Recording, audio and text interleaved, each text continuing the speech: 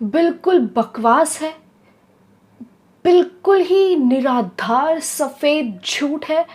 सिर्फ़ और सिर्फ़ एक प्रोपेगेंडा है ये, और इसके अलावा इसमें 1% भी कोई अच्छी चीज़ नहीं है।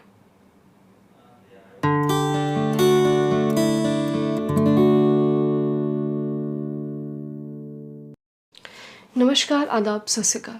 मैं नेहा त्रिपाठी शर्मा। असल में आज मैं कोई कविता या फिर कोई व्यंग या फिर कुछ अच्छी बातें कहने नहीं आई हूँ। बस यकीन मानिए कि आज जो ये वीडियो मैं शूट कर रही हूँ, इसे शूट करने के लिए मैं पिछले 2 दिन से खुद को तैयार करने की कोशिश कर रही हूँ।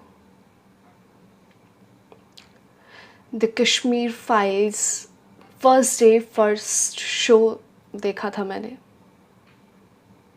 और तब से अब तक खुद को बस समेट रही हूँ, खुद को संभाल रही हूँ। आप सबको बता दूँ कि मैं कश्मीरी नहीं हूँ और मैं हिंदू हूँ, लेकिन इन दोनों ही वजहों से मैंने ये मूवी नहीं देखी। असल में आप में से काफ़ी लोगों को पता नहीं होगा, लेकिन कश्मीर मेरी जन्मभूमि है। जब मैं पैदा हुई तो मेरे पापा कश्मीर में ही पोस्टेड थे। तो मैं कश्मीर से नहीं हूँ, मैं कश्मीरी नहीं हूँ, लेकिन कश्मीर की मिट्टी से, कश्मीर से मेरा एक ख़ास नाता है। और बहुत लंबा वक्त नहीं गुज़रा था, ये इसे कहेंगे क्या, नरसंहार, त्रासदी, दुर्घटना, कोई शब्द ही नहीं है मेरे पास जो मैं इसके लिए इस्तेमाल कर सकूं। लेकिन ये जो कुछ भी था, इसको बीते ज़्यादा वक्त नहीं हुआ था जब मैं पैदा हुई, और उससे पहले जब मेरे पापा की पोस्टिंग श्रीनगर में हुई। तो उस वक्त क्या हुआ ये मुझे नहीं पता था, लेकिन उसके बाद का श्रीनगर, कश्मीर कैसा था, इसकी बहुत सी कहानियाँ मैंने सुनी हैं। और शायद वही जड़ मुझे खींच के ले गई इस मूवी की तरफ। और मतलब अपने कानों पे और अपनी आँखों पे विश्वास हो नहीं रहा है मुझे। मैं बस ये दुआ कर रही हूँ कि ये काश काश कि ये फिक्शन हो, काश कि ये सच ना हो। क्योंकि अगर ये सच है तो यकीन मानिए किसी के सहने की हद क्या हो सकती है, और किसी के हैवान होने की हद क्या हो सकती है। इन दोनों ही मापदंडों को बहुत दूर तक तोड़ती हुई, घसीटती हुई ले जाएगी ये मूवी आपको। और एक बहुत बड़ा हिस्सा जो आज भी सच्चाई को स्वीकारने को तैयार नहीं है, जो हमेशा से एक राग में ही बोलता आया है और आज भी कह रहा है कि ऐसा कुछ हुआ ही नहीं, या ये सिर्फ प्रोपेगेंडा है, ऐसा इसमें कोई सच्चाई नहीं है। तो मैं बस इतना कहूँगी कि भगवान आपकी अपनी आँखों से आपको कभी ऐसी सच्चाई देखने पर मजबूर ना कर दे। इस आप लोग पूरी पिक्चर की बात कर रहे हैं, पूरी 2.5 घंटे की मूवी की बात कर रहे हैं कि इसमें कोई सच्चाई नहीं है, या ये एक काल्पनिक है, एक प्रोपेगेंडा है, बढ़ा चढ़ा कर चीज़ों को दिखाया गया है। जबकि जो गुनहगार थे इस वहशीपन के, दहशत के, हैवानियत के, वो खुद टीवी पर आके स्वीकार कर चुके हैं कि उन्होंने ये किया। लेकिन फिर भी जो लोग ये कह रहे हैं, आप पूरी पिक्चर को छोड़िए, आप पूरे कश्मीरी पंडितों को, पूरे कश्मीरी हिंदुओं को छोड़िए, लेकिन अगर इनमें से एक, सिर्फ एक कहानी भी सच्ची है, तो भी आप हैवानियत, दहशत और पता नहीं कौन सा शब्द इस्तेमाल करूं मैं, उसकी चरम सीमा पर पहुंच चुके हैं।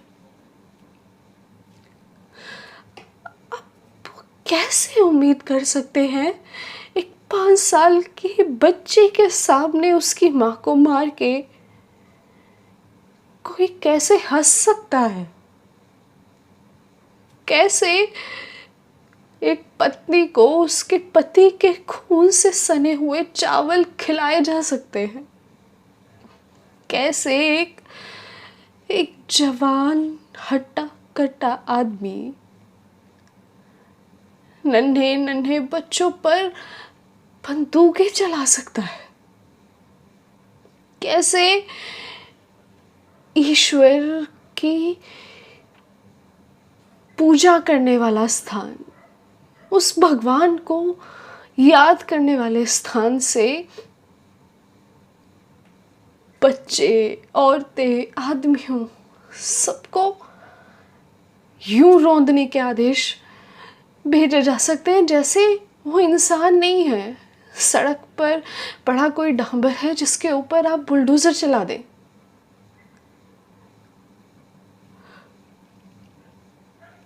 आप कैसे इनमें से कोई एक भी वाकया सच कैसे हो सकता है?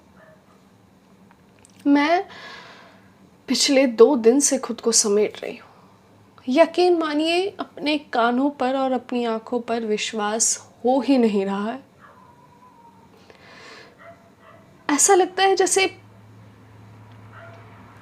अंदर से रूह को किसी ने झकझोर दिया है, हिला दिया है। दुनिया का वो चेहरा जो हम सच बताऊं तो आज तक के जीवन में मैंने आतंकवाद का भी ऐसा चेहरा नहीं देखा। हमारी जनरेशन के लिए सबसे बड़ा आतंकवादी हमला शायद 26/11 होगा, लेकिन उस रोज जो कश्मीर में घटा, वो न जाने कितने 26/11 को मिला के एक साथ घटा होगा। क्या असर होगा उन नन्ही आंखों में, उन बूढ़ी हथेलियों में, जिन्होंने अपने सामने ये देखा होगा? क्या महसूस हुआ होगा उस बच्चे को? उस इंसान की आंखों में खुद के लिए वो हैवानियत, वो क्रूरता देख के, जिसे कल तक वो अपना चाचा जान या किसी भी और नाम या रिश्ते से बुलाया करता था। कैसे उसके उस कोमल दिल पर हिम्मत पड़ी होगी किसी की बंदूक तान कर गोली चलाने की?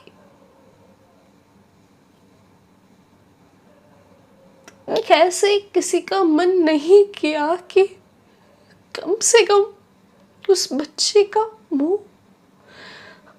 फेर दे उसकी माँ को गोलियों से छलनी करने से पहले? बहरहाल, मैं अपनी भावनाओं की बात करती रही तो बात बहुत लंबी हो जाएगी।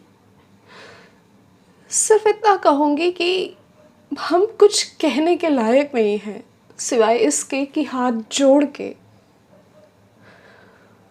उन सभी कश्मीरियों से माफ़ी मांगे जिनका साथ हम या हमारे पूर्वज जिनको उस वक्त उनका साथ देना चाहिए था, उन्होंने नहीं दिया किसी भी वजह से। आज मैं मीडिया में से जुड़ी हूँ, अब कहीं ना कहीं एक मीडिया पर्सन रही हूँ, उस दौर पे भी खुद को इतना छोटा महसूस कर रही हूँ कि आज जहाँ छोटी छोटी सी चीज़ों पर इतने बड़े बड़े एजेंडा सेट कर दिए जाते हैं, क्यों वो मीडिया उस वक्त चुप था जब शायद सबसे ज़्यादा ज़रूरत थी मीडिया की। राजनेता, राजनीति, सबसे ज़्यादा राजनीति का जो कड़वा घूंट है वो आम जनता पीती है, ये तो मुझे पता था, लेकिन इस तरीके के खून के घूंट भी पीती है ये ना तो पता था, और आज पता होने के बाद भी इसे अपनाने की हिम्मत नहीं हो रही। बस इतना कीजिए कि हाथ जोड़िए और माफ़ी मांगे उन सारे कश्मीरियों से, उन सारे हिंदुओं से, उन सारे इंसानों से, उन सारे मानवों से जिन्होंने इस धरती पर, भारत के स्वर्ग में, हमारे कश्मीर में, भारत माँ के ताज की भूमि में दानवों का नंगा नाच देखा है, सारी आसुरी शक्तियों को जीतते देखा है, सारे मानवों को हारते देखा है। और बस इतना कीजिए कि आपसे जो बन पड़े वो कीजिए, ताकि दोबारा इस देश में, और इस देश में क्यों, दुनिया में कहीं भी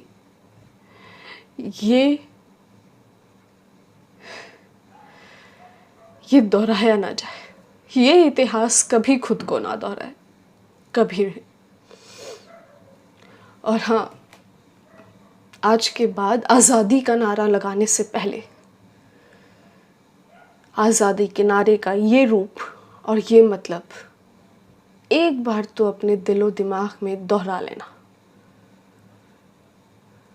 आज़ादी चाहिए तो अपने ओछेपन से लो, अपने डर से लो, अपने लालच से लो, क्योंकि कोई भी धर्म, कोई भी भगवान इतना कमज़ोर तो नहीं हो सकता जिसे 2 साल के बच्चों से भी डर हो, खतरा हो, गर्भवती औरतों से खतरा हो, बुढ़ों से खतरा हो, नन्हे बच्चों से खतरा हो। और अगर आपका धर्म इतना कमज़ोर है तो वो धर्म कहलाने के लायक ही नहीं। अपने धर्म का मान बढ़ाइए, लोगों की सेवा कीजिए, सच्चा मतलब है जो धर्म का, उसको अपनाइए, उसको समझिए। इसके साथ ही एक बात जो मैं ऐड करना चाहूँगी वो ये कि अगर आपको मेरे शब्दों से कहीं भी लगे कि मैं अपनी लिमिट क्रॉस कर रही हूँ तो मुझे माफ़ कीजिएगा, लेकिन फ़िलहाल मेरी जो मनः स्थिति है वो अपने आप को 2 दिन लेने के बाद भी मैं अपने आप को पूरी तरह संभाल पाने में सक्षम नहीं हूँ। बस इतना ही कहूँगी कि अगर आप चाहते हैं कि लोग अपनी मर्यादाएं ना भूलें तो अपने लोगों को अपनी मर्यादाएं सिखाइए, इंसानियत सिखाइए, गरिमा सिखाइए, सच सिखाइए, सच्चा धर्म सिखाइए, सच्चा ईमान सिखाइए, इंसानियत सिखाइए। और जो गलत हैं उन्हें गलत ठहराइए, कबूलिए, उन्हें कहिए कि वो गलत है, उन्हें बताइए वो गलत है, उन्हें बताइए कि वो आपके साथ नाइंसाफ़ी कर रहे हैं, उन्हें बताइए कि उनकी गलतियों की सज़ा जब होती है तो सज़ा में कुछ छींटे सब पर लगते हैं।